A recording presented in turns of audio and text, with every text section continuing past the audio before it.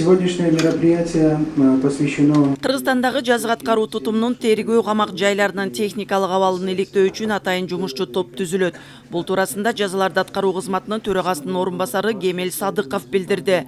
Жабык жайлардын абалына кылым шамы борборунун укук коргоочулары да мониторинг жүргүзүп, инфратүзүмдү жакшыртып, жаңылоо зарылдыгын билдиришти. Талкуу иш-чарасына тиешелүү кызматтын Акыйкатчы институтунун кыйноолордун алдын алуу боюнча улуттук борборунун өкүлдөрү жана адам укуктарын коргоо борборунун адистери катышты. Чынында эле азыркы убакта абактардын техникалык жактан шарттары андай анча мындай деп көрсөк жакшы эмес, бирок ал боюнча да иш алып барылып жүрүп атат.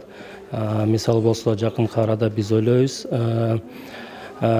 министрлик кабинети тарабынан долбоордун бир чечимдин долбоору чыгат. Бул боюнча атайын топ түзүлүп, ошонун бул ар бир кадам менен көрсөтүлүп, иш алып бара баштайт. Бир шартта, бир заматта өзгөртүш өтө кыйын болуп атат. Бирок бул дорожный карталар баары иштеп атат. Пандемия болгонго байланыштуу, ар кайсы экономикалык кырдаалга байланыштуу ошол дорожный карталар иштелбей жатат да.